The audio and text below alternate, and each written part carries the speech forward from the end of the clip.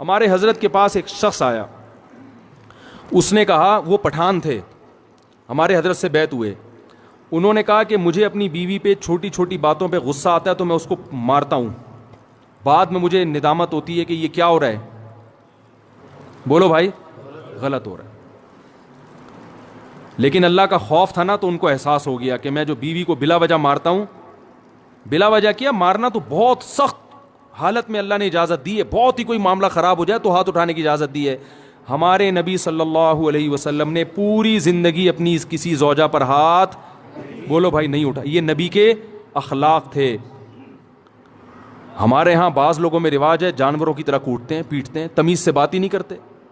جب بات کریں گے, یعنی حضرت مفتی تقی عثمانی صاحب ایک بیان فرما رہے تھے کہ ایک شخص نے, فرماتے ہیں, مجھے بتایا میرے والد صاحب کو کہ میں جب گھر میں جاتا ہوں تو سب گھر والے ڈرنا شروع ہو جاتے ہیں, کانپنا شروع ہو جاتے ہیں. تو بڑے فخر سے بتا رہا تھا کہ میرا گھر میں اتنا روب ہے. تو فرمایا کہ یہ قابل تعریف نہیں ہے. ہم نبی کو اگر فالو کرنا ہے, نبی کی اتباع کرنی ہے, تو صحیح حدیث ہے, حضرت عائشہ رضی اللہ تعالی عنہا فرماتی ہیں کہ آپ صلی اللہ علیہ وسلم جب گھر میں داخل ہوتے تھے تو مسکراتے ہوئے چہرے کے ساتھ داخل ہوتے تھے. تو مجھے جب کسی نے بتایا نا ایک طالب علم کا قصہ کہ وہ گھر میں داخل ہوتا ہے تو گھر والے کانپنا شروع ہوتے ہیں, میں نے کہا وہ کوئی چنگیز خان کی اولاد ہوگا, پھر وہ اس کا اصلاحی تعلق کس سے ہوگا؟ چنگیز خان سے. چنگیز خان بھی جب بغداد آیا تھا نا تو سب کیا ہو گئے تھے؟ کانپنا شروع ہو گئے. تو بھائی ہم محمد صلی اللہ علیہ وسلم کی روحانی اولادوں میں ہیں, ہم چنگیز خان اور فرعون کی اولادوں میں نہیں ہیں. تو گھر والوں کے بارے میں بھی آپ صلی اللہ علیہ وسلم نے اخلاق بتائے ہیں. ہمارے ہاں جو طاقتور مرد ہوتا ہے وہ عورت کے حقوق پی جاتا ہے. وہ شریعت صرف عورت کے بارے میں جانتا ہے, اپنے بارے میں شریعت نہیں جانتا. کہ میں جو اتنا غصہ کر رہا ہوں بیوی کے اوپر, بلا وجہ بات بات پہ سختی کر رہا ہوں, کھانا تھوڑا دیر سے پک گیا تو اس کو مارنا شروع کر دیا, ڈانٹنا شروع کر دیا, تانے دینا شروع کر دیے, اس کے بارے میں بھی قیامت کے دن مجھ سے سوال ہوگا. ایک میں واقعہ سناتا ہوں پھر اپنی بات کو ختم کرتا ہوں. دیکھو, ایک صحابی نے اپنی ایک باندی تھی, عبداللہ ابن رواحہ رضی اللہ تعالیٰ عنہ, بڑے مجاہد صحابی تھے. عبداللہ ابن رواحہ بڑے مجاہد صحابی تھے. ان کی ایک باندی تھی, وہ باندی بکریاں چرایا کرتی تھی, ریوڑ لے کے جایا کرتی تھی. تو ایک بڑی اچھی خوبصورت بکری تھی, بڑی نسلی بکری تھی. عبداللہ ابن رواحہ نے اپنی باندی سے کہا, آپ لوگ کی توجہ ہے نا, مجھے اصل میں ذرا چیخ کے بولنا پڑ رہا ہے تو کیونکہ وہ اسپیکروں کا سیٹ اپ تھوڑا سا اخپل طریقے والا ہے آپ لوگوں کا, تو اتنا چیخ کے جو ہے نا آدمی پھر سنائی تو صحیح دے رہا ہے, لیکن وہ اس لیے دے رہا ہے نا کہ میں بہت چیخ رہا ہوں. بیان ہو رہا ہے چیخنے کے خلاف اور چیخنا مجھے خود پڑ رہا ہے. وہ ایک مولوی صاحب تقریر کر رہے تھے, میں ان کی تقریر سننے گیا, وہ بہت چیخ کے بول رہے تھے, حضرت علی نے فرمایا. وہ اتنی زور زور سے بول رہے تھے, میرے کان میں تکلیف شروع ہو گئی. میں نے کہا کہ حضرت علی نے کیا اتنی زور سے فرمایا تھا؟ ہے بھائی, بھائی جیسے حضرت علی نے آرام سے فرمایا تھا تو امام صاحب آپ بھی آرام سے ہی فرما دیں. تو آرام سے ہی بات کرنی چاہیے نا, چیخنا چلانا یہ شریعت میں پسندیدہ کام نہیں ہے. لیکن لاؤڈ اسپیکر ہی, وہ آپ لوگوں کو شاید اتنا اندازہ نہ ہو سسٹم کا, تو اس لیے مجھے چیخنا پڑ رہا ہے بہت زیادہ. تو میں واقعہ سنا رہا تھا کہ بھائی دیکھو, ہمیں اپنے اخلاق بھی عورتوں کے ساتھ, جو گھروں میں خواتین ہیں نا, اس میں چنگیز خان بننے کی اجازت. میں آپ کو ایک بات بتاؤں, اگر ناراض نہ ہو, کراچی اور پنجاب میں مردوں کی شکایتیں آتی ہیں کہ بیویاں ظلم کرتی ہیں, اور بلوچستان اور کوئٹہ اور کے پی کے سے خواتین کی شکایتیں آتی ہیں کہ مرد ظلم کرتے ہیں. ہو سکتا ہے یہ غلط ہو, رپورٹ غلط ہو, لیکن کچھ تو حقیقت ہوگی نا اس میں, کیونکہ یہاں مردوں کی حکومت ہے اور اللہ کا بڑا فضل ہے, اس پہ اللہ کا شکر ادا کرنا چاہیے. لیکن مرد کے جہاں روب ہوگا تو مرد اس روب سے ناجائز فائدہ اٹھانا شروع کر دیتا, ناجائز فائدہ اٹھانا شروع. تو حضرت حکیم الامہ مولانا شرف علی تھانوی رحمہ اللہ تعالی نے لکھا ہے کہ مسلمان عورت کی یہ سب سے بڑی خوبی ہے کہ وہ جب اس کی شادی ہوتی ہے تو اپنے مرد کے علاوہ اس کی توجہ کسی اور کی طرف نہیں ہوتی. فرمائیے اتنی بڑی خوبی ہے کہ اس خوبی کے ہوتے ہوئے بیوی کی ہر خامی کو برداشت کر لو کہ یہ تمہاری ہے. جن لوگوں نے باہر ملکوں میں سفر کیا ہے نا وہ یہ جانتے ہیں کہ وہاں عورت میں ہر خوبی ہے، مگر اس کے بارے میں یہ بھروسہ نہیں ہوتا کہ یہ صرف میری ہے یا میرے علاوہ اس کی کسی اور کی طرف بھی رغبت ہے. یہ بہت بڑا عیب ہے. تو مسلمان عورت میں اب تک الحمدللہ خیر غالب ہے، وفا کرتی ہے اپنے شوہر کے ساتھ. شوہر کو فالج ہو جائے علاج کرے گی اس کا، بھاگے گی نہیں وہاں سے.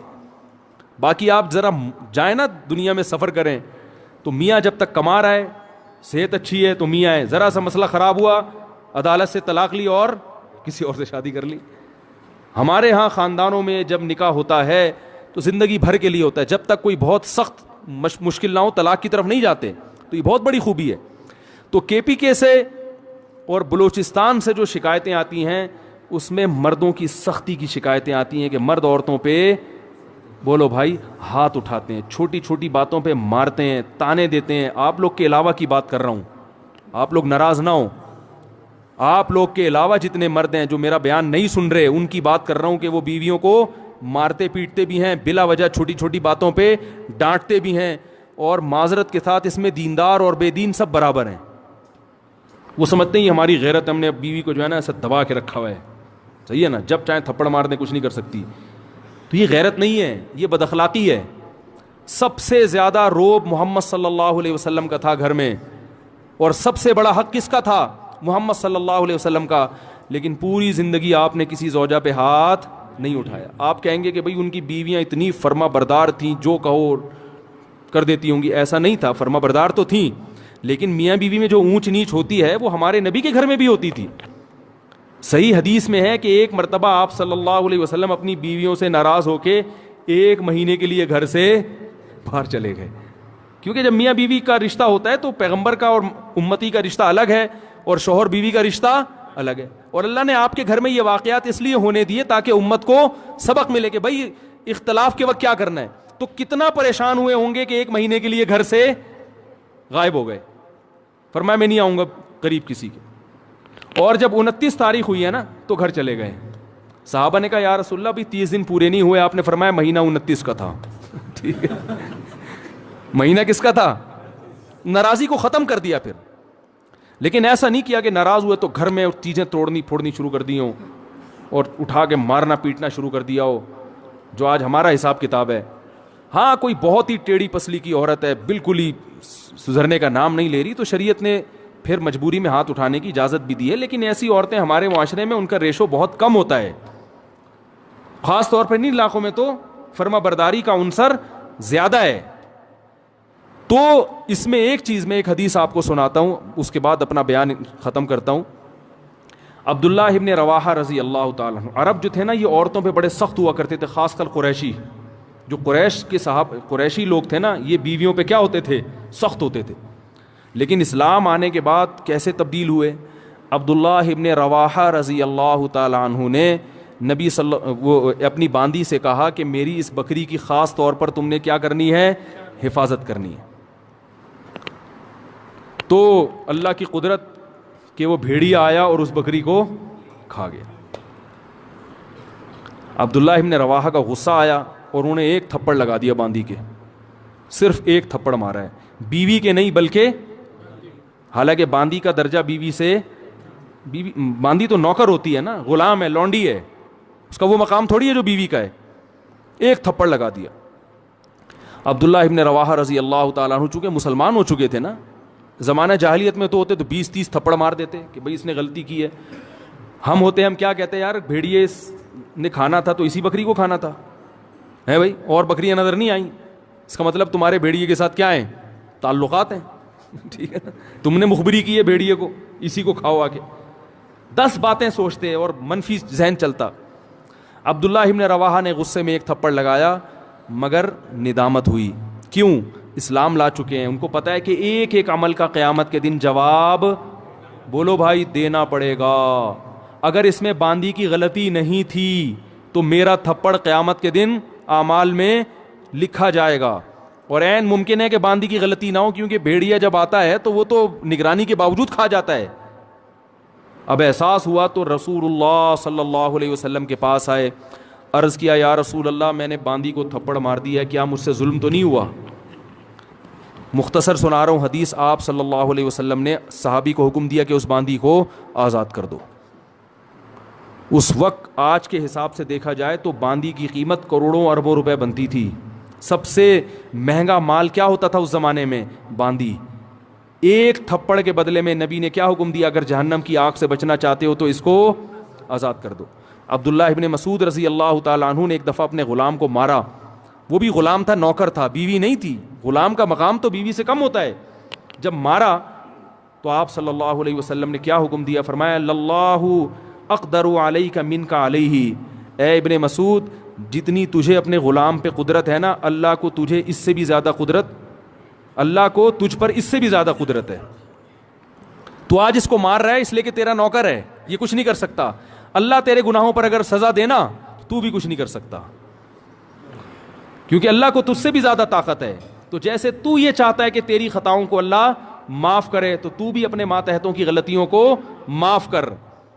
عبداللہ ابن مسعود رضی اللہ تعالیٰ عنہ ڈر گئے. فرمایا ہوا عتق لوجہ اللہ یا رسول اللہ، بس اس کا کفارہ یہ ہے کہ میں نے اللہ کے لیے اس کو آزاد کر دیا. فوراً آزاد. کروڑوں روپے کی ملکیت ضائع کر دی اپنی، آزاد کر دیا. تو آج بیویوں کو مارا جاتا ہے، بلا وجہ پیٹا جاتا ہے، بلا وجہ تانے دیے جاتے ہیں. تو نے باپ کے گھر سیکھا کیا ہے؟ تیرے باپ نے تجھے تربیت نہیں کی، تیری ماں نے تجھے سکھایا نہیں ہے. یہ کتنے برے تانے ہیں بد اخلاقی والے. بھائی کوئی خامی ہے تو محبت سے انسان بتا دے. ہمارے ہاں اصلاح کا عنصر کم ہوتا ہے، تانے دینے کا عنصر بولو بھائی زیادہ ہوتا ہے.